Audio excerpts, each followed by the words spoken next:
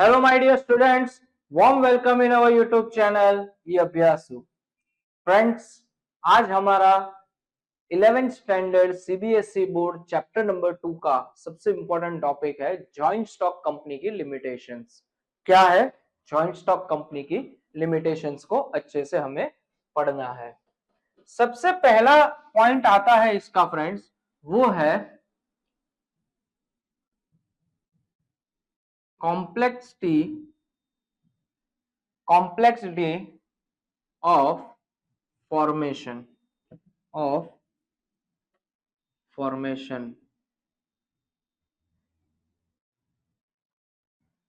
यहां पे सबसे इंपॉर्टेंट चीज आती है फॉर्मेशन, क्योंकि फ्रेंड्स कंपनी का जो कंस्टिट्यूट, जब कंपनी हम कंस्टिट्यूट करते हैं तब सबसे इंपॉर्टेंट पॉइंट यहां पे ये आता है कि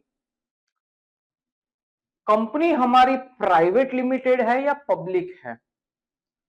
प्राइवेट कंपनी मतलब कि मैनेजमेंट भी मेरा रहेगा, कैपिटल भी मेरी ओन रहेगी, मैं लोगों के पास से पैसा नहीं लेने वाला.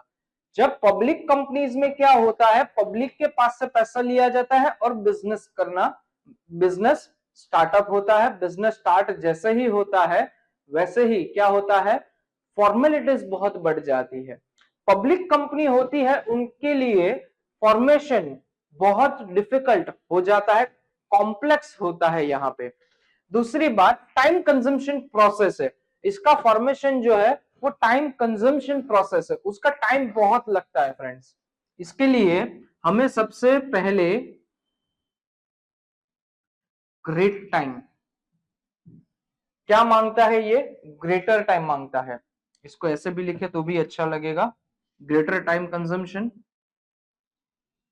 Greater time consumption.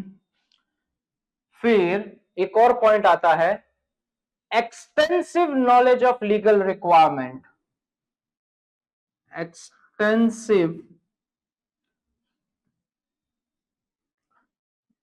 knowledge of legal requirements.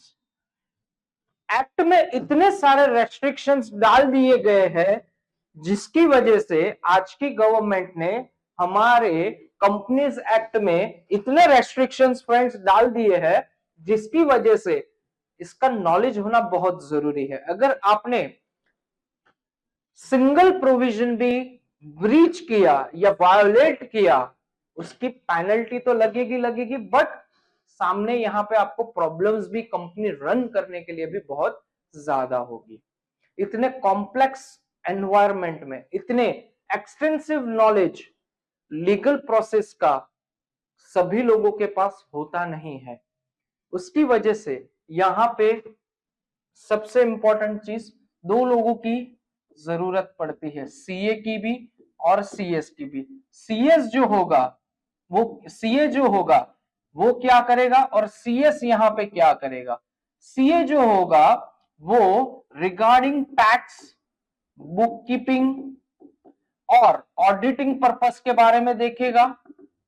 CS जो होगा वो क्या पूरा करेगा, कंपनीज एक्ट के बारे में पूरा नॉलेज होगा उसको और वो कंपनीज एक्ट के अकॉर्डिंगली जो भी कंप्लायंसेस करनी होगी वो उनको अच्छे से फॉलो करेगा. अब ये दोनों फ्री में तो आएंगे नहीं. एक कंपनी आपने कंस्टिट्यूट की जिसकी वजह से दो लीगल पर्सन की आपको रिक्वायरमेंट आ गई, पहले सीए और सीएस. सीए वो भी अच्छी सी तगड़ी सी फीस चार्ज करेगा आपसे, सीएस भी आपकी क्या करेगा, अच्छी सी तगड़ी सी फीस चार्ज करेगा. दोनों प्रोफेशनल यहां पे रिक्वायरमेंट आ गई जिसकी वजह से क्या हो गया फ्रेंड, हमारा कंपनी का एक्सपेंस भी बढ़ गया.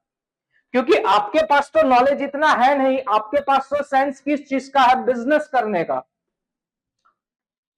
अब आपको कुछ एक्टिविटी करनी है, you have to communicate between this two person first of all, and later that discussion will decide what you want to do, which option do you have. आप आगे का बाद में सोचो, पहले ये सोचो कि मुझे ये करना है तो क्या ये किसी भी क्लॉज में प्रोहिबिशन इसका नहीं है ना, क्या ये एक्टिविटी मैं कर सकता हूं, ऐसे करूंगा तो चलेगा, वैसे करूंगा चलेगा, कैसे चलेगा, ये सारे पॉइंट ऑफ व्यूज यहाँ पे हमें कंसीडर करने पड़ते हैं। इसकी वजह से इसका फॉर्मेशन जो होगा वो भी डिफिकल्ट होगा, और फॉर्मेशन होने के बाद बिजनेस रन करना भी इसमें डिफिकल्ट है, क्योंकि बहुत सारे रेस्ट्रिक्शंस डाल दिए, आपको कहीं पर भी बख्शा नहीं गया है भाई।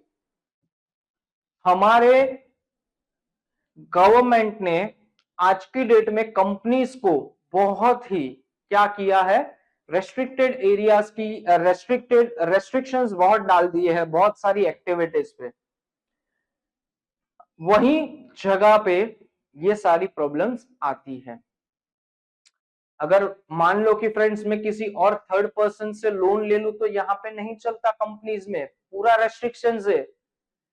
सर्टेन पीपल जो मेंशन किए गए हैं लॉ में, उनको छोड़ के अगर आपने किसी के पास से भी लोन लिया है कंपनी में, नहीं चलेगा भाई, नहीं चलेगा। ये इंपॉर्टेंट पॉइंट यहां का हमारा आता है। कॉम्प्लेक्स क्यों है ये, क्योंकि फ्रेंड्स लीगल रिक्वायरमेंट बहुत ज्यादा है, इतना सफिशिएंट नॉलेज सबके पास होता नहीं है। यहाँ पे ग्रेटर टाइम कंजम्पशन होता है, और तो और फ्रेंड्स यहाँ पे एफर्ट्स भी बहुत डालने पड़ते हैं, एफर्ट्स भी बहुत डालने पड़ते हैं, तब जाके क्या होता है, आपका कुछ ना कुछ आगे का प्रोसेस होता है, इससे पहले कुछ होता नहीं है। लैक ऑफ सेक्रेसी,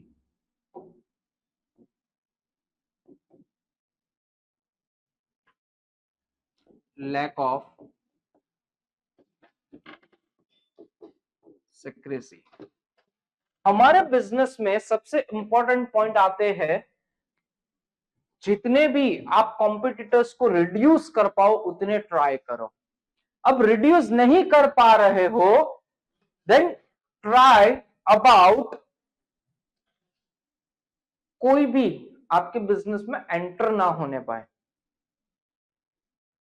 आपको किसी को भी बिजनेस में, अगर आप किसी आपके राइवल्स को अगर आप बिजनेस एक्टिविटी से रोक नहीं सकते, अब यहां पे आप रोक नहीं सकते हो तो एक चीज को रोको, किसी को नए एंट्रेंस को आने मत दो, किसी को एंट्री मत होने दो। बिजनेस को इतना नेगेटिव बताओ, इतना नेगेटिव बताओ लोगों को कि कोई आने से पहले 10 बार सोचेगा।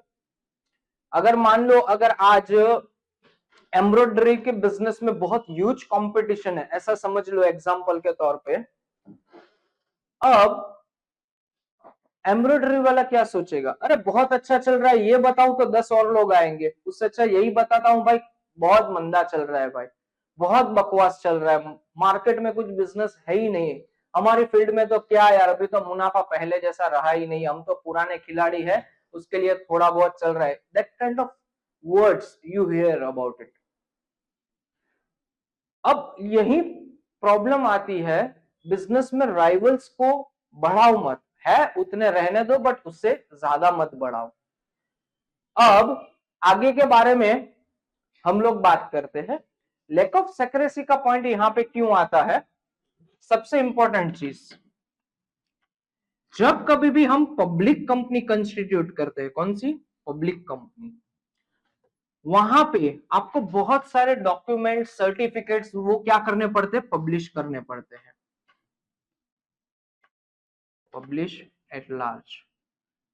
रजिस्ट्रार समझ लो, पब्लिक समझ लो, जो भी हो, आपको यहाँ पे क्या करना पड़ेगा, पब्लिक के सामने पब्लिश करना पड़ेगा आपके most important confidential information. Also यहाँ पे बहुत सारी इंफॉर्मेशन आपको प्रोवाइड करनी पड़ेगी, जिसकी वजह से यहाँ पे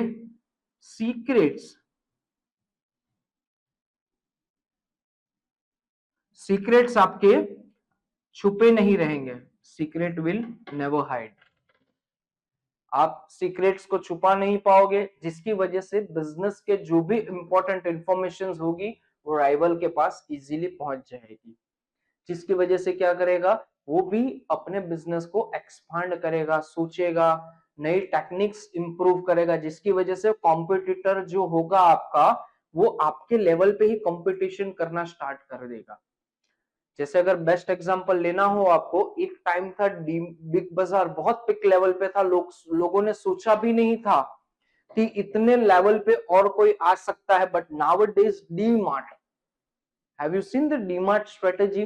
कभी आप एनालिसिस करो, बहुत सारे यूट्यूब पे डीमार्ट स्ट्रेटेजीज के बारे में आपके वीडियोस है, आप देखो उनको। बिग बाजार आज की डेट में बहुत कम लोग जानते हैं, बट डी मार्ट वही जगह पे बहुत सारे लोग जानते हैं। अब डी मार्ट का परफेक्ट कॉम्पिटिटर कौन है? शुभम के मार्ट। अगर आपके नियर में नहीं हो या हो, डेफिनेटली यू विजिट, आप विजिट करोगे एक बार, आपको पता चलेगा दोनों के बीच में क्या कंपटीशन होगा, वो लोगों की सोच क्या होगी, कैसे कैसे वो लोग क्या क्या ट्राई करने वाले हैं, क्या स्ट्रेटेजीज रहेगी, कैसे एडवर्टाइजमेंट का प्लानिंग उनका रहेगा, वो सारे पॉइंट ऑफ व्यू कौन सोचेगा? यहाँ पे सीक्रेसी में आपके लीक हो जाते, उतने लेवल पे रहते नहीं है। 2 पॉइंट हमारे हैं फ्रेंड्स, हम लोगों ने यहाँ पे कवर अप कर लिए। Now we are going to point number 3, which is numerous regulation. बहुत ज्यादा रेगुलेशन है, numerous regulation. At a time of formation हो या आपको पब्लिकली डेटा प्रोवाइड करना हो, यहां पे लॉ में बहुत ज्यादा many provisions and procedures, many क्या है? Legal provisions and provisions and compulsions. बहुत ज्यादा प्रोविजंस है भाई, कंपनीज एक्ट में बहुत ही ज्यादा प्रोविजन कंपनीज के रिलेटेड बताई गई है। अगर लोग बिजनेस करेंगे या फिर क्या करेंगे, प्रोविजंस प्रोविजंस खेलेंगे, आप बताओ। अरे यार ये तो मेरा प्रोविजन वायोलेट हो रहा है, मैं ऐसा नहीं करूंगा। अब कस्टमर आके बता रहा है कि सर ऐसा ऐसा मुझे कुछ सेटअप करके दो, अकॉर्डिंग टू लॉ ये पॉसिबल नहीं है, बट कहीं ना कहीं आप कुछ सेट कर सकते हो, तो वो क्या बोलेगा? बिजनेस जाने देगा? What do you think? क्या अगर आप बिजनेसमैन होते और आपको अगर मान लो कि भाई 100 करोड़ का बिजनेस मिल रहा हो और वही जगह पे आपको कुछ लमसम एग्जाम्पल के तौर पे 25 करोड़ का प्रॉफिट हो रहा आपके बिजनेस को, what you will think about it? क्या आप वो चीज करना चाहोगे या नहीं करना चाहोगे? प्रोविजंस जो होती है फ्रेंड, कहीं ना कहीं उनका जो कंपल्शंस होते हैं, सारे जो कंपल्सरी फॉलो करने वाले जितने भी रूल्स है, अगर आप देखोगे फ्रेंड्स यहाँ पे, तो वो चीज को फॉलो करना जरूरी है। फिर चाहे 100 करोड़ या 1000 करोड़ का बिजनेस हो और उसपे 50% भी 500 करोड़ का प्रॉफिट भी क्यों ना हो, बट आप लॉ को वायोलेट नहीं कर सकते, वरना उनका जो पेनल्टी आएगा वो बहुत ह्यूज लेवल पे आता है। उसके लिए अगर फॉरेन ट्रेड अगर आपको करना है, तो वहां पे कभी कभी आपको ये देखने को मिलेगा कि आपका कॉन्स्टिट्यूशन जो है वो क्या होना चाहिए? प्राइवेट लिमिटेड या फिर कंपनी फॉर्म होना चाहिए। अगर वो नहीं है, we will not allow you, वो लोग आपको अलाउ नहीं करेंगे। यहां पे वरियस सर्टिफिकेट्स की भी रिक्वायरमेंट आती है। Various certificates are required. बहुत ज्यादा सर्टिफिकेट्स भी रिक्वायर्ड होती है, जैसे कि एग्जांपल के तौर पे ले तो रजिस्ट्रार, TRAR रजिस्ट्रार होता है, सीबी होता है, एक्सेट्रा आप ले सकते हो। इसके एग्जांपल पे चार्टर्ड अकाउंटेंट के लगते हैं इसमें सर्टिफिकेट्स, कंपनी सेक्रेटरी के लगते हैं सर्टिफिकेट्स। बहुत सारे सर्टिफिकेट्स की क्या होती है? रिक्वायरमेंट आती है। उसके लिए ये जो प्रोसीजर है वो एक्सपेंसिव भी है, क्या है? एक्सपेंसिव भी है और टाइम कंज्यूमिंग भी है। इसमें टाइम भी बहुत आपको देना पड़ता है, तब जाके आपको क्या होती है? सर्टिफिकेट्स मिलते हैं। इसके लिए न्यूमरस रेगुलेशंस जो कहीं कहीं इंसान को उनकी बिजनेस एक्टिविटी के लिए क्या करते हैं, थोड़ा रोकते हैं।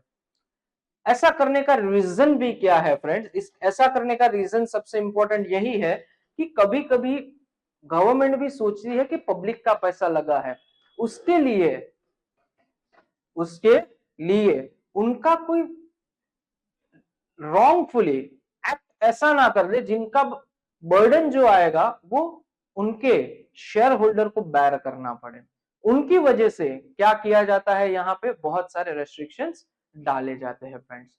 उसके बाद आता है delay in decision making. Delay in decision making, delay in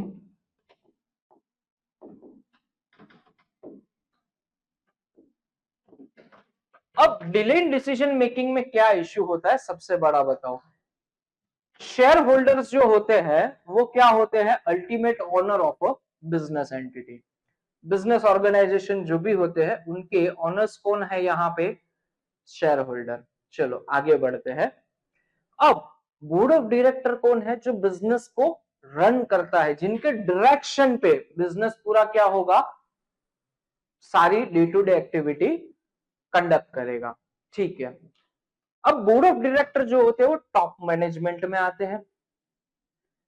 दूसरे मिड लेवल पे आते हैं, उनको क्या बोलेंगे, मिडल मैनेजमेंट, एंड लास्ट में एंड में लोअर लेवल मैनेजमेंट। तीन टाइप के मैनेजमेंट, टॉप लेवल, मिड और बॉटम, या फिर आप डाउन लेवल भी आप बता सकते हो। अब बॉटम लेवल पे जो लोग होते हैं, अगर उनको किसी भी चीज एक्टिविटी करनी हो, उनको उनसे पहले क्या लेना पड़ता है, अप्रूवल लेना पड़ता है।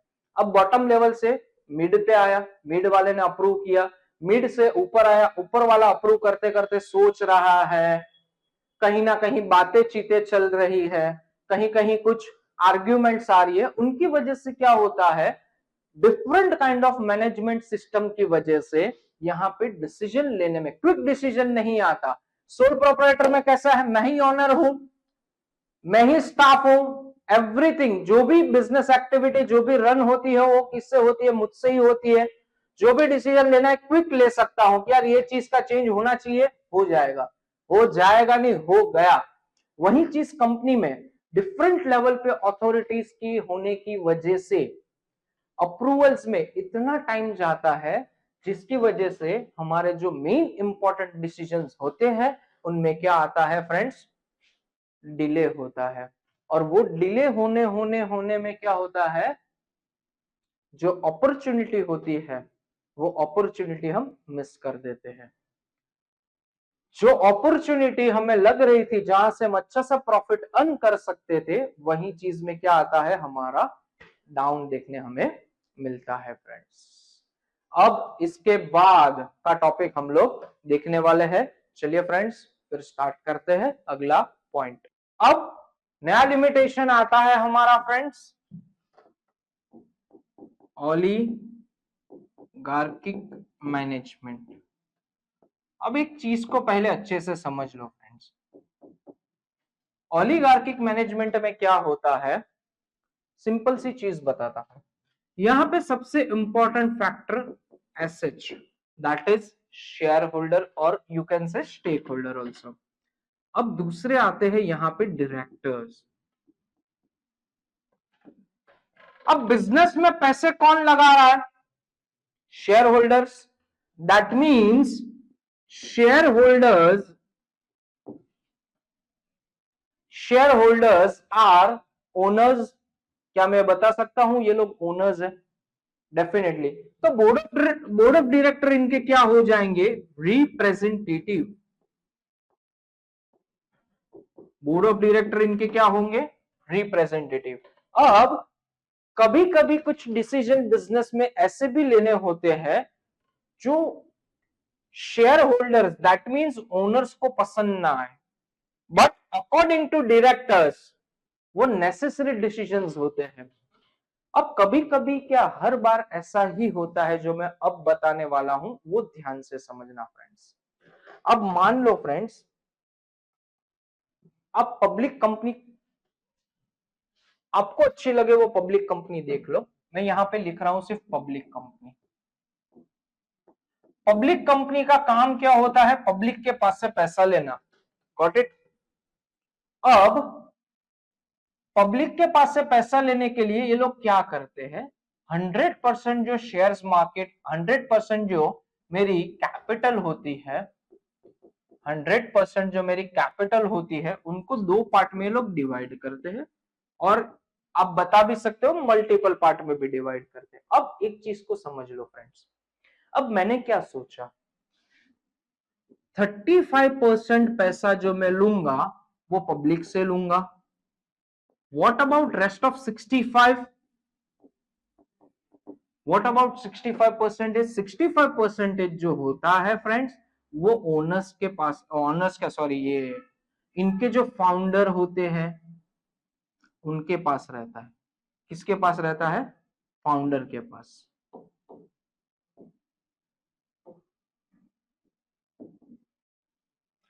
अब फाउंडर लोग क्या करते हैं?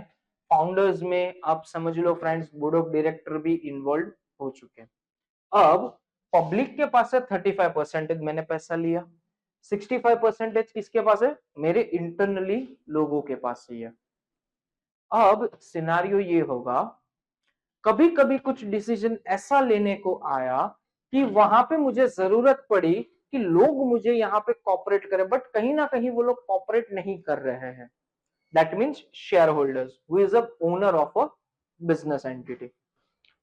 अब वोटिंग राइट मुझे क्या बताता है कि जिसका पल्ला भारी वो डिसीजन लिया जाएगा। अब कहीं कहीं यही पॉइंट पे अब क्या करते हैं, 35% मेरे शेयर्स पब्लिक में ऑल ओवर इंडिया में स्प्रेड है, ऑल ओवर इंडिया में स्प्रेड है। कहीं कोई चेन्नई में लेके बैठा है, कहीं दिल्ली में लेके बैठा है, कहीं गुजरात में कोई सिटी में लेके बैठा है, कोई महाराष्ट्र, कर्नाटका, कोई चेन्नई में लेके बैठा है, कहीं ना कहीं कोई तेलंगाना में लेके बैठा है, कोई मध्य प्रदेश, बिहार।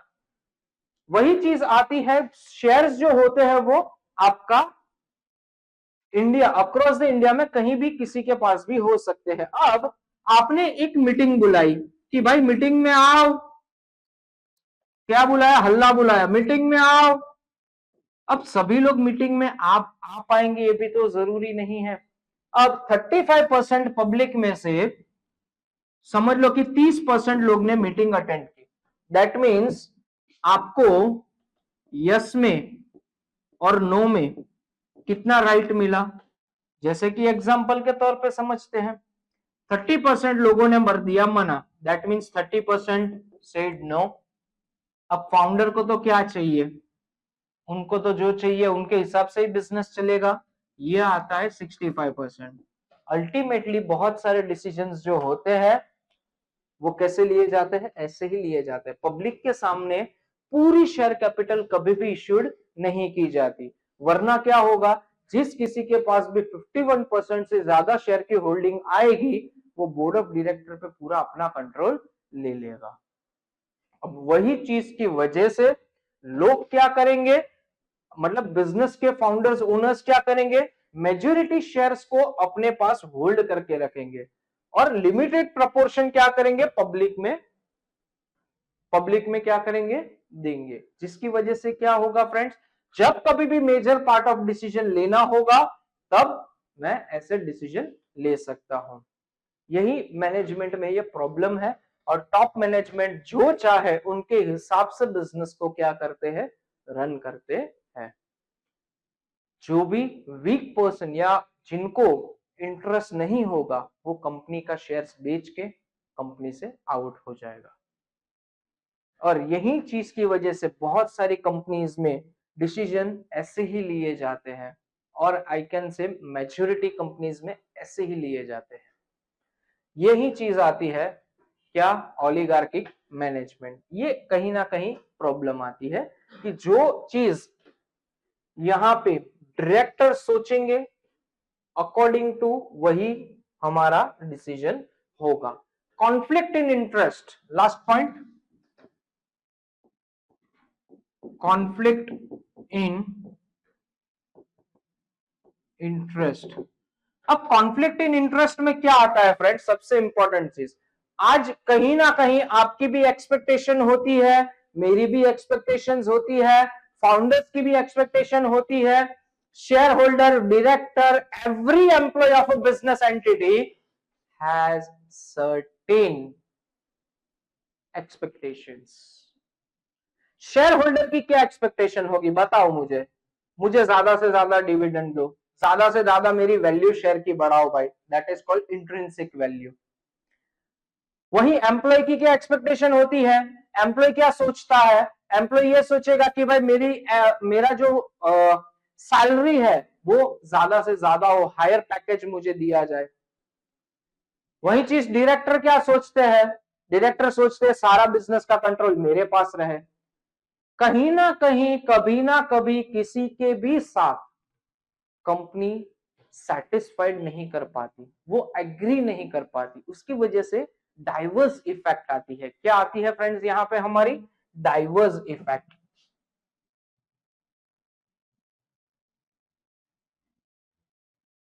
डाइवर्स इफेक्ट, और यही डाइवर्स इफेक्ट जो हमारी होती है वहीं पे हमारा कॉन्फ्लिक्ट आ जाता है। आप वो कंपनी में तब तक इंटरेस्टेड हो जब तक आपको आपकी एक्सपेक्टेशंस के अकॉर्डिंगली आपको चीजें मिल रही है, फिर सैलरी हो, आपका डिविडेंड हो, इंट्रिंसिक वैल्यू हो, कुछ भी पॉइंट ऑफ व्यू हो, आपका इंटरेस्ट कब तक रहेगा? आप बताओ।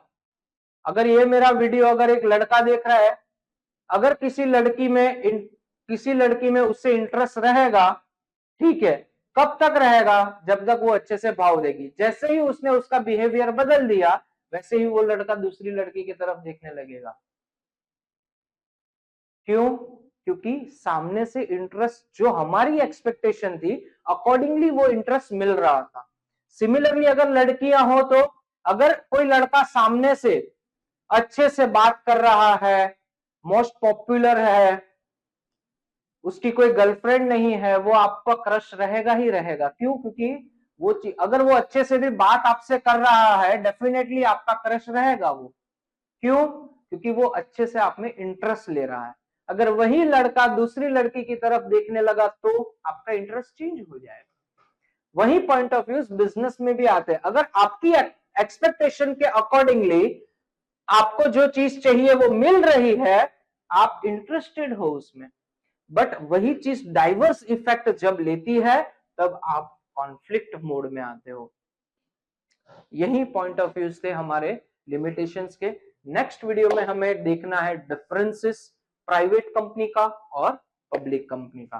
तब मिलते हैं फ्रेंड्स नेक्स्ट वीडियो में। Thank you so much for watching this video. Thank you so much.